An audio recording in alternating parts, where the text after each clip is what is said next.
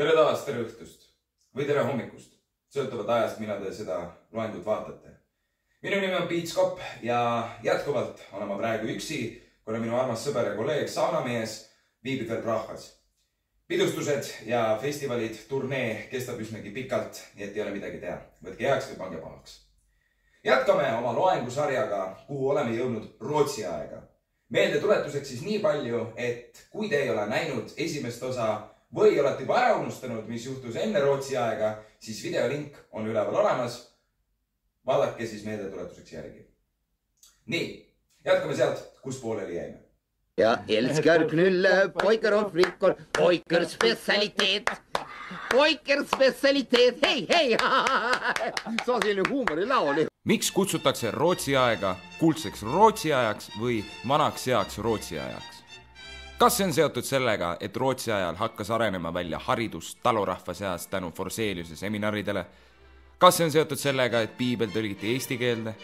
Või on see seotud sellega, et ehitati Tartus ülikool? Kuigi need väljatoodud punktid on olulised, siis need kahvatuvad kõige olulisemale põhjusele. Eesti pidu sai lõpuks uuesti jalad alla. Nagu sai eelmises peatükis mainitud, pidid eestlased hakkama orjama sakslaste jaoks. Mida rohkem aeg edasi, seda suuremaks läksid koormused ning eestlaste saatus muutus aina süngelisemaks. Meist olid saanud päris orjad. Kuid Rootsi riik otsustas sakslaste üleolevust veidi piirata. Toimus reduktsioon ehk mõisate riigistamine. Mida see tähendas? See tähendas seda, et sakslased olid sunnitud maksma Rootsi riigile makse. Peale selle kehtestas Rootsi riik ka erinevaid seadusi, mis puudutas Eesti talupoegi. Seati ette piirid, et kui palju võib talupoeg tööd teha ning kui palju võib teda läbi peksta. Kui neid reegleid ning piiranguid rikuti, siis karistus, mis järgnes, oli suur. Teisisõnu, Rootsi riigi seaduste järgi oli eestlastel võimalik jälle hinge tõmmata, võtta aega, et veidi ringi vaadata ning mis kõige olulisem, uuesti pidutseda. Kui me võtame arvesse veel selle, et kohalikud Rootsi aadlikud üritasid arendada Eesti vaimu ning üleüldiselt ka Eesti kirjakeelt, siis me võime öelda, et Eesti pidu sai järjekordselt uue kuue. Kusjuures huvitav on ka veel see, et paljud kohalikud saksa aadlikud harrastasid 17. sajandil kasutada eesti keelt kui luulekeelena, tuues siis välja omaenda poeesia läbi eesti keele. Nii et päike paistis säravamalt kui eales varem. Rohi oli rohelisem kui eales varem ning külarahvas sai uuesti pidutseda kui eales varem. No mis saaks minna valesti? No.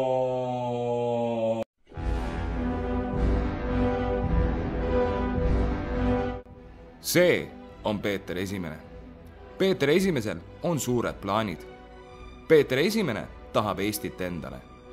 Ning 1710. aastal Tallinna vallutamisel ta ka saab Eesti endale. Suur mees. Meile aga on see suur katastroof. Rootsi ajal loodud seadused tühistatakse ning saksa aadlikud saavad tagasi oma mõjuvõimu eestlaste üle, mis tähendab seda, et nad võisid meid peksta ja piitsutada palju tahtsid. Lootus, et Eesti pidu saaks uuesti sündida, suri sel kurval aastal. Kuid see polnud kõige hullem asi, mis juhtus sel saatuslikul aastal.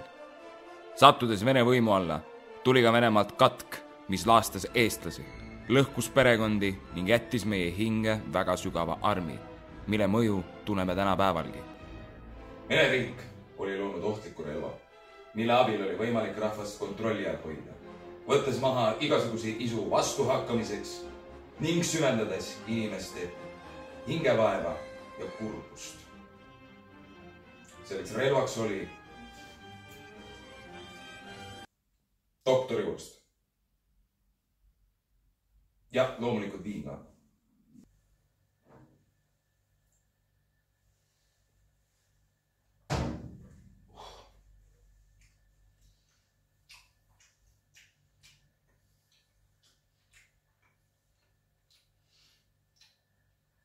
Päris hea.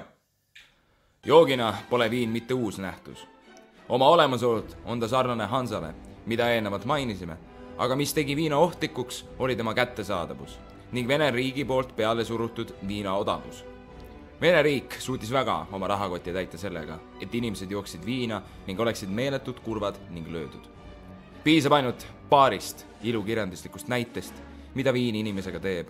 Olgu selleks Korki põhjas või isegi meie kodumaal olev Tammsaare Tõde ja õigus, et kuidas Pearu peale tööd kõrtsis viina joob ning hiljem oma viha välja elades oma perekonnale peksa annab.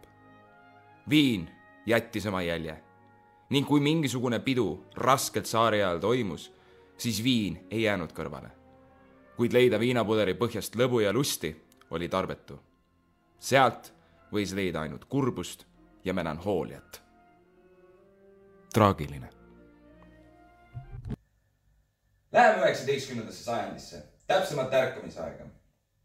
Nüüd enne ärkamisaega oli veel paar niisugust tähtsamat sündmust, kuid need sündmused otseselt ei haaku meie looga, mida üritame jutustada. Aga ma mainin neid ikkagi, tuues need siia ekraanile. Papa Jansen, Pärnu Postimehe looja, otsustas, et nüüd on aeg eestlastel üles ärgata ning kõige parem viis ülesärkamiseks on vaja minna peole. Aga tavaline pidu siin ei aita. Tuleb olla ambitsioonikam, julgem ning suurem kui eales varem. Jansen langetab otsuse. Eestlased laulavad, laulmine on neid elus hoidnud. Miks mitte teha siis üks suur laulupidu? Ning nii ta tegigi. Aastal 1869 toimub Tartus esimene laulupidu.